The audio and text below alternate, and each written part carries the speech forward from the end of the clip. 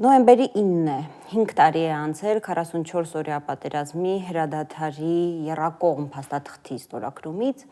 2020 թվականին Նիկոլ Փաշինյանին դիմախոսները այդ փաստաթուղթը անվանում էին կապիտուլյացիոն։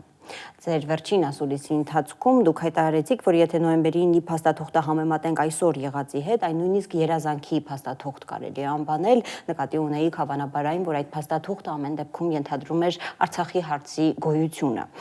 Օգոստոսի 8-ին արդեն Վաշինգտոնում ստորագրված այդ փաստաթղթով լրիվ փակվել է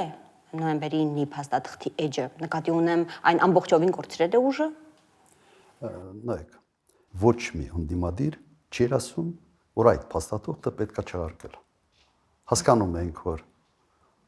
պրոբլեմային է, արձանագրում է պատերազմում պարտությունը, բայց բոլորը հասկանում էին, որ սա նաև Արցախը պահելու հնարավորություն է։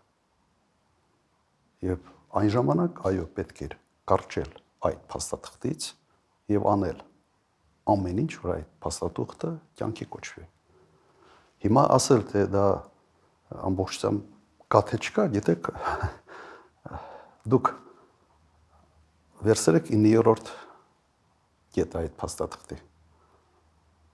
որը խոսում է անխոչնդոտ ճանապարհի մասին եւ համեմատեք այդ կետը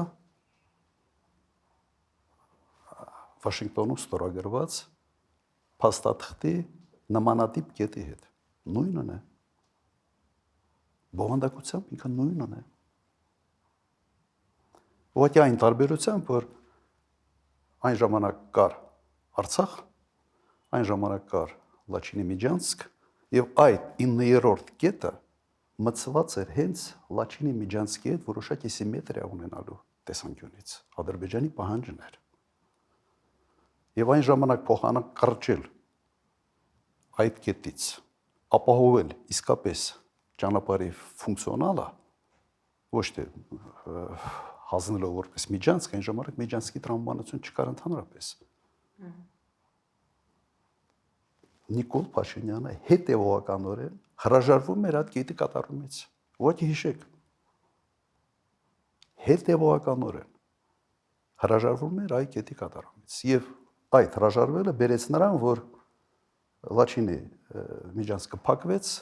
եւ ավարտվեց ամեն ինչը Արցախի կորստով։ Սա փաստեր են։ Հիմա ինչ կատարվեց, նույնատիպ, այսպես որոշումը, նույնատիպ մոտեցումը ներկայացում է որպես դարակազմիկ մի որոշում, որը կայացված է Վաշինգտոնում։ Ինչ փոխվեց այդ ընթացքում, չկա Արցախը, չկա Լաչինի Միջանցքը։ Ասիմետրիկ միջանցքային տրամաբանությունը։ Չոր մնաց, այո, չոր մնացորդում սա է։